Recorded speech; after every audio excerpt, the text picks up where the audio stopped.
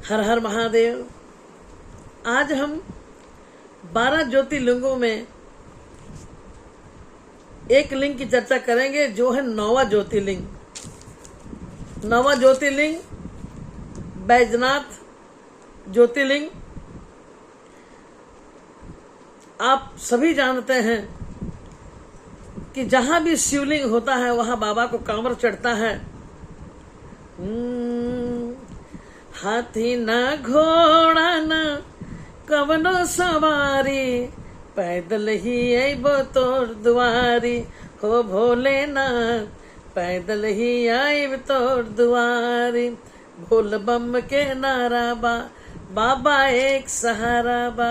भोल बम के नारा बा, बाबा एक सहारा बा। हर हर महादेव।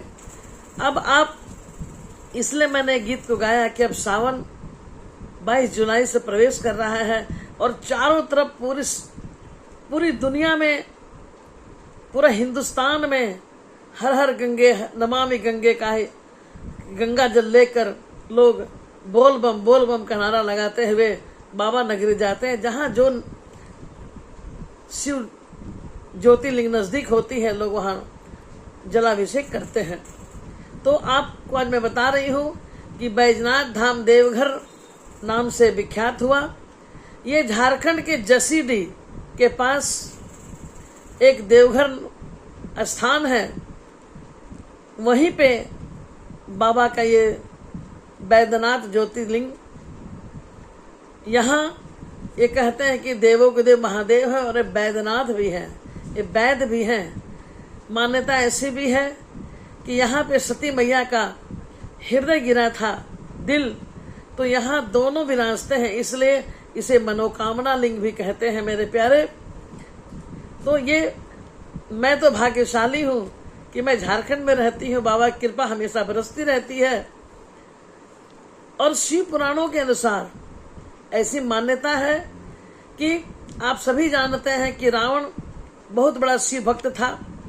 वो शिव जी की तपस्या खूब करता था।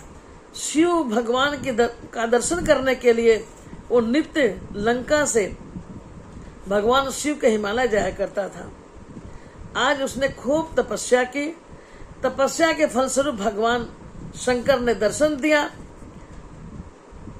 अब रावण के मन में ऐसा आता था कि मैं नित्य आता हूँ भगवान शिव के पास, क्यों न मैं भगवान शिव को ही अपने लंका लेके चले जाऊं। इसी भावना से उसने तपस्या की थी मेरे प्यारे। अब भगवान तो फंस गए।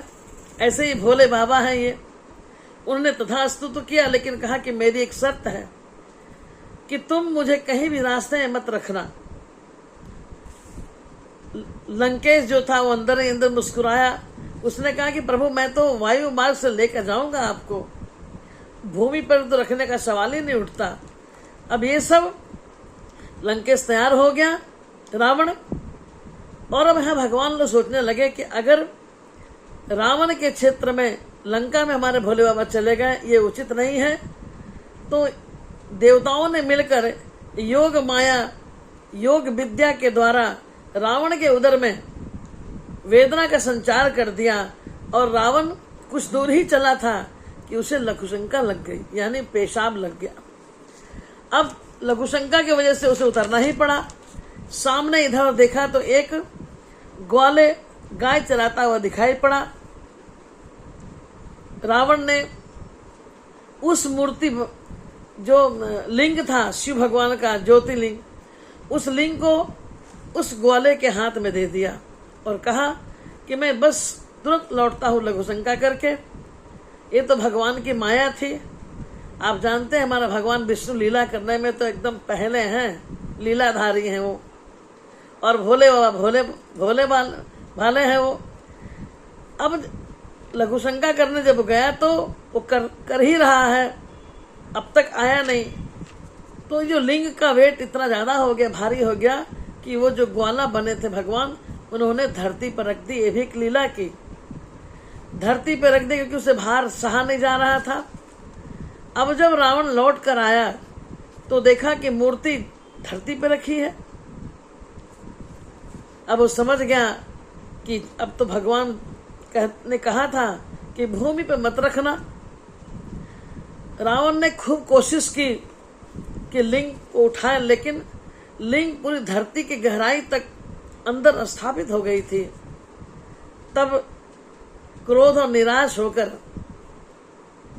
क्या करता रावण, उसने सभी तीर्थों की मिट्टी लाई और पवित्र शिव गंगा के सरोवर में एकत्रित कर दिया, और फिर वहीं से उसने भगवान शिव का अभिषेक किया, नमस्तक किया, प्रणाम किया, और पता नहीं उसके मन में क्या चला कि अंगूठे से उसने दबा दिया। आज भी मेरे प्यारे भगवान शिव के मस्तक पे वो अंगूठे का दाग है। इस प्रकार भगवान वहां बैद्यनाथ ज्योतिर्लिंग के रूप में स्थापित हुए। ऐसी लोक कथाएं भी कुछ हैं कि एक बैजू नाम का एक भील था, वो नित आकर उस शिवलिंग पर बेलपत्र चढ़ाया करता था। भगवान बहुत प्रसन्न हुए और उनके नाम से ही, चूंकि उसका नाम बैजू था, तो उनके नाम से ही वहां के जगह का नाम, भगवान के ज्योतिर्लिंग का नाम पड़ा बैद्यनाथ ज्योतिर्लिंग। ऐसी मान्यता है। आप सभी जानते हैं कि हमारे भोले बाबा बैद्यनाथ हैं, यानी वैदों के वैद हैं। इनके दरबार में जो आता कभी खाली नहीं जाता। इनको सभी मनोकामना पूर्ण करने वाले ज्योतिर्लिंग भी कहा जाता है। यहाँ दोनों शिव और पार्वती, शिव और शक्ति दोनों यहाँ विराजते हैं और सब भक्तों पर कृपा करते हैं। आपको ये कैसा लगा आप हमें कमेंट पे करेंगे, लिखेंगे, लाइक शेयर करेंगे और हर हर महादेव लिखेंगे। हर हर महादेव।